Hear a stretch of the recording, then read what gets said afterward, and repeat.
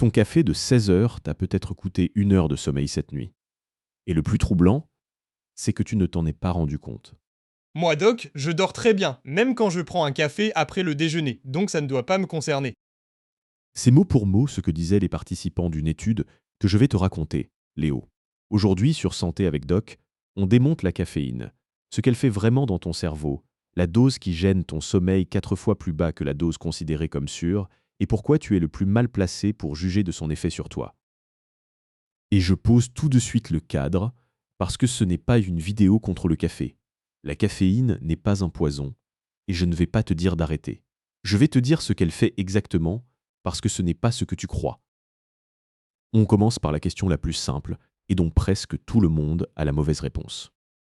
Quand tu bois un café, et que tu te sens plus réveillé, d'où vient cette énergie à ton avis? Je dirais, Doc, que la caféine est un stimulant, donc elle donne un coup de fouet au corps. Eh bien non, Léo. Elle ne t'apporte aucune énergie. Zéro. Ce qu'elle fait, c'est t'empêcher de sentir la fatigue que tu as déjà. Pendant que tu es éveillé, une molécule s'accumule dans ton cerveau. Elle s'appelle l'adénosine et c'est elle qui te dit que tu es fatigué. Plus la journée avance, plus il y en a, plus le signal est fort. La caféine a une forme assez proche pour se glisser sur les mêmes serrures. Sauf qu'elle ne les ouvre pas. Elle les occupe. Le message passe moins, donc tu ressens moins la fatigue. Mais pendant ce temps, Doc, l'adénosine continue de s'accumuler derrière. Si je comprends bien, Tu as saisi le piège, Léo. Elle ne s'arrête jamais. C'est pour ça que quand l'effet retombe, tu ne reviens pas à ton état de départ. Tu récupères d'un coup toute la fatigue qui s'est empilée pendant que tu ne la sentais pas. L'image juste, ce n'est pas un plein d'essence, c'est une carte de crédit. Tu n'as pas gagné d'argent, tu as décalé le paiement. Maintenant, l'expérience que je te promettais depuis le début.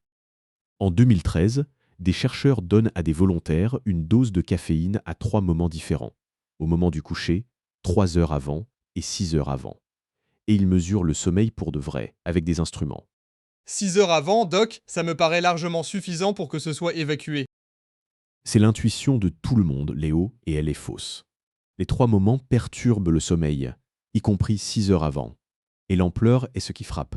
Plus d'1 heure de sommeil en moins mesuré. 1 heure entière, Doc, ils ont dû se réveiller en se sentant vraiment mal. Justement non, Léo, et c'est là que ça devient vraiment intéressant.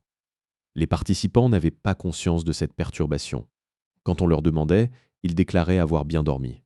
Donc, Doc, quand j'ai dit tout à l'heure que je dormais très bien malgré mon café, ça ne prouve absolument rien.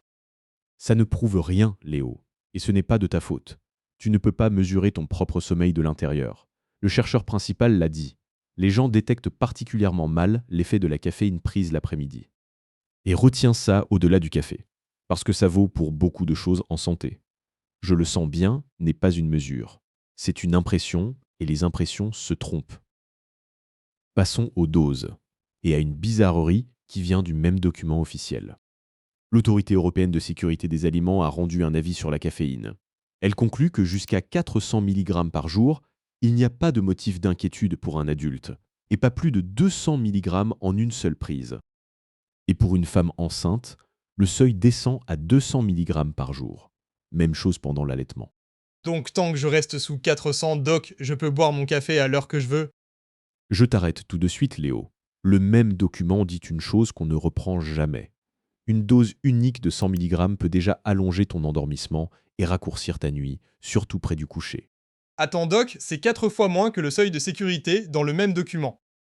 Tu as bien lu, Léo, et ce n'est pas une contradiction. Ce sont deux questions différentes. 400 mg, c'est la limite au-delà de laquelle on s'inquiète pour ta santé. 100 mg, c'est la dose qui suffit à abîmer ta nuit. Être en dessous d'un seuil de sécurité ne veut pas dire être sans effet.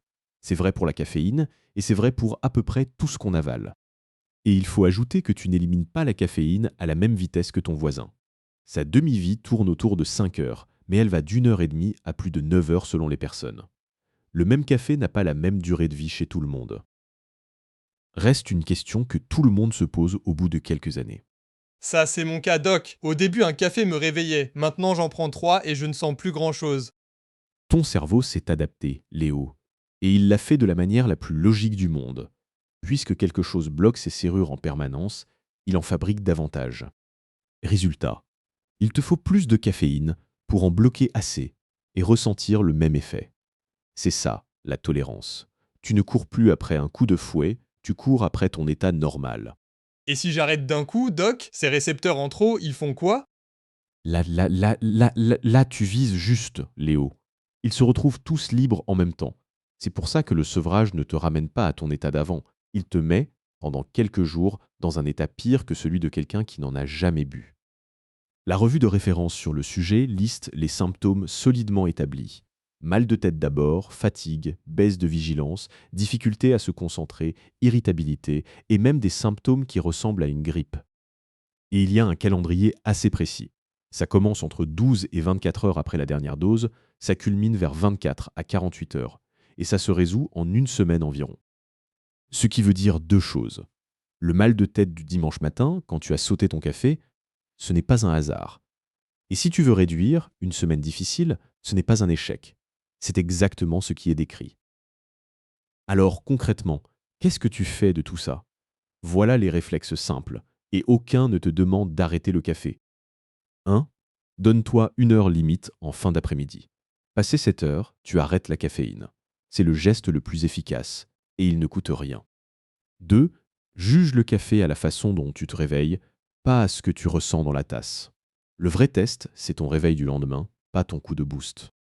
3. Si le café ne te fait plus rien, n'en rajoute pas. Lève le pied quelques jours. C'est comme ça que l'effet revient, pas en montant les doses. 4. Si tu réduis et que la semaine est rude, ne te décourage pas. Le mal de tête et la fatigue, c'est prévu, c'est décrit, et ça passe. Ce n'est pas un signe qu'il te fallait le café. Si tu ne devais retenir que 5 choses de cette vidéo, ce serait celle-là. 1. La caféine ne fabrique pas d'énergie. Elle masque la fatigue que tu as déjà, et cette fatigue t'attend derrière. 2. Un café 6 heures avant le coucher peut coûter plus d'une heure de sommeil. Mesuré, pas supposé. 3. Tu ne le sens pas. Dans l'étude, personne ne s'en était aperçu. Ton ressenti n'est pas un instrument de mesure. 4. 400 mg par jour est un seuil de sécurité, pas un feu vert. 100 mg suffisent déjà à perturber une nuit. 5.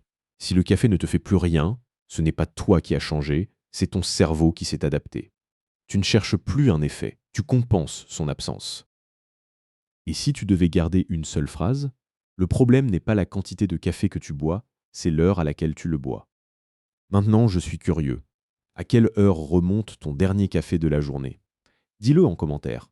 Et si tu es du genre à en prendre un après 17 heures, essaie une semaine sans pour voir.